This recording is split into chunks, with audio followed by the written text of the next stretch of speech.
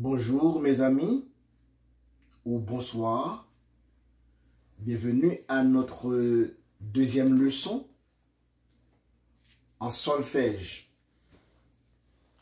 Dans notre première leçon, nous avons pu définir ce qu'est la musique. Nous avons distingué qu'il y a deux sortes de musique, à savoir la musique vocale et la musique instrumentale. Nous avons dit aussi que les sons que l'on entend sont représentés en musique par des signes qu'on appelle notes. Et nous avons dit aussi que nous distinguons 7 types de notes, à savoir la ronde, la blanche, la noire, la croche, la double croche, la triple croche et la quadruple croche. Nous avons vu aussi l'interrelation des notes. Par exemple, nous avons dit que la ronde vaut 2 blanches, la blanche vaut 2 noires, la noire vaut 2 croches, la croche vaut 2 doubles croches, la double croche vaut 2 triples croches et la triple croche vaut 2 quadruple croche, n'est-ce pas? Aujourd'hui, puisqu'il y a 7 formes de notes, on distingue aussi 7 noms de notes. Parce que les sons que l'on entend ou que nous produisons ne sont pas les mêmes. Donc à chaque son, on distingue un nom de note. Donc, les noms de notes sont en musique le Do, appelé autrefois ut, Do, Ré, Mi, Fa, Sol, La, Si. Et plus la note est aiguë, plus on monte, on recommence par Do, Ré, Mi, Fa, Sol, La, Si. OK? Ou plus que les notes sont graves, on peut descendre jusqu'à Do, Si, La, Sol, Fa, Mi, Ré, Do, etc. Donc, ce qui revient à dire qu'en musique, il y a 3 registres de sons. Par exemple, les sons graves, les sons moins graves et les sons, alors, les sons moins graves s'inscrit dans un registre qu'on appelle le registre du médium, et les sons aigus qui s'inscrivent dans le registre des aigus. Donc, il y a 3 registres de sons. Le registre du grave, et le registre du médium, et le registre de l'aigu. Donc, maintenant, les notes, nous avons dit, les noms de notes sont Do, Ré, Mi, Fa, Sol, La, Si. Donc, à chaque fois que l'on entend un son, ce son peut être un Do, ou ça peut être un Ré, ça peut être aussi un Mi, ou un Fa, ou un Sol, ou un La, ou un Si. Donc, voici les noms des notes. Do, Ré, Mi, Fa, Sol, La, Si. D'accord? Maintenant, nous avons dit aussi que la musique est une langue. Une langue doit s'écrire. Ou est-ce qu'on peut écrire les noms des notes ou bien les sons que l'on entend? On désigne 5 lignes horizontales. Première ligne, deuxième ligne, troisième ligne, quatrième ligne et 5e ligne. On les rejoint à la fin, on les rejoint au début. Donc, ces 5 lignes disposées horizontalement vont nous permettre d'écrire les notes de musique, les sons que l'on entend, les sons que nous exécutons ou que nous interprétons les sons que nous créons.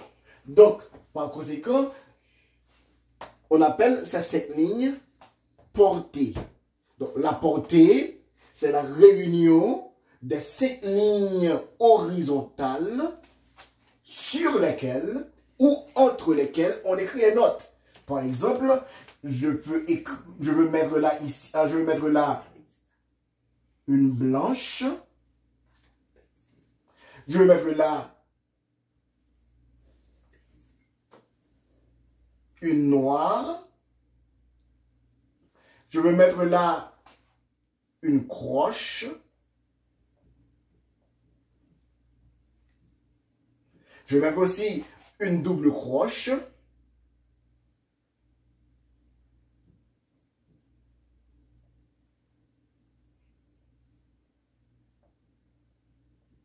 Ok. Je vais mettre aussi des triples croches.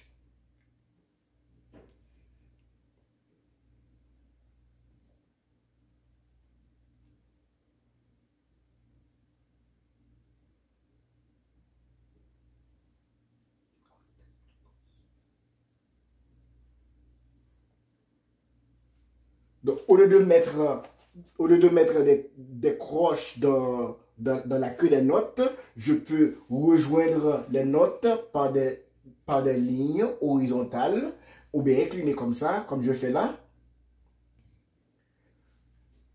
En mettant 3 barres, ça veut dire que c'est triple croche. En mettant 2 barres, ça voudrait dire double croche. En mettant 4 barres, ça voudrait dire quadruple croche.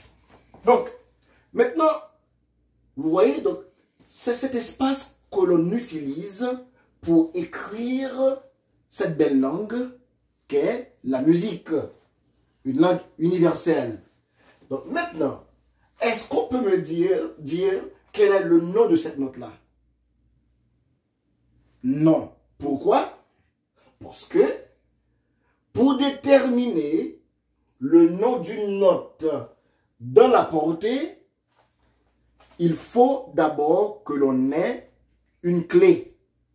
Une clé, en musique, on a 3 sortes de clés. La troisième, on n'utilise plus. Voilà pourquoi on ne va pas s'en servir aujourd'hui. Nous avons la clé de sol qui se fait comme ça. Ensuite, nous avons la clé de fa qui se fait comme un C à l'envers. La clé de sol, on met toujours les clés au début de la portée. Par exemple, pour mettre ma clé de sol, je vais ici, sur la deuxième ligne, je mets ce petit point, et ensuite, je fais comme ça. Je m'assure que cette courbe soit tangente à la ligne. Je monte, puis je descends. Ensuite, j'assure un peu. Je noircis ça un petit peu.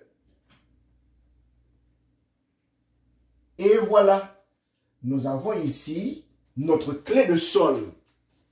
Puisque ça se place sur la deuxième ligne de la portée, et B, la deuxième ligne de la portée se nomme à ce moment-là sol. Donc ça veut dire que là, toute note qui se trouve sur cette deuxième ligne, ça s'appelle comment? Sol, pas vrai? Donc, quand je monte, après sol, qu'est-ce que j'ai? J'ai la. Donc, toute note qui vient après sol, ici, c'est pas sur la ligne, c'est dans l'interligne. Donc, ça s'appellera la.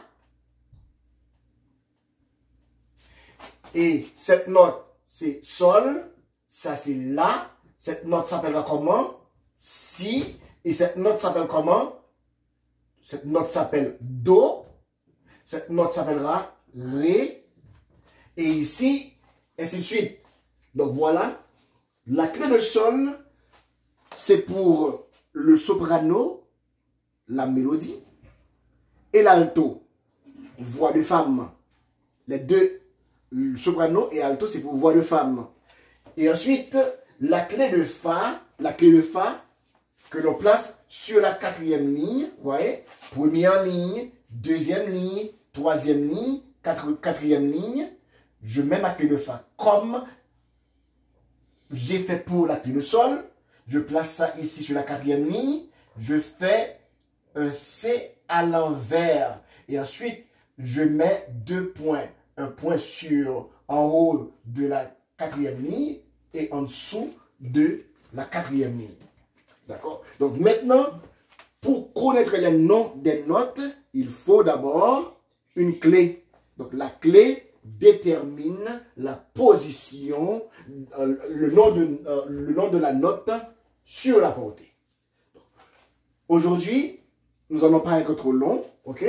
Ce qu'on a fait aujourd'hui, nous avons pu distinguer qu'il y a 7 noms de notes, lesquels Do, Ré, Mi, Fa, Sol, La, Si. Donc, pour écrire une musique, pour écrire un morceau de musique, on va se servir de 5 lignes horizontales sur lesquelles ou entre lesquelles on écrit les notes. Donc, on appelle ça portée.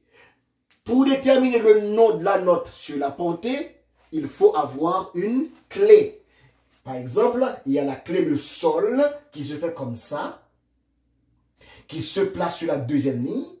Et ensuite, nous avons la clé de Fa qui se place sur la quatrième ligne.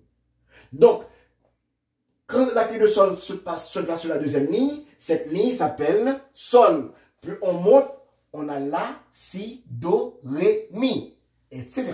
Donc maintenant, pour avoir la clé de Fa, on la place sur la quatrième ligne. Sur la quatrième ligne. Et par conséquent, cette quatrième ligne s'appelle Fa. Plus on monte, on aura Sol, et ensuite La, et ensuite Si, etc. Plus on descend, ça va être Mi, ça va être Ré, ça va être Do, ça va être Si, ainsi de suite. Voilà. Donc, pour pouvoir déterminer le nom d'une note dans une portée, il faut une clé. J'espère que vous avez bien compris.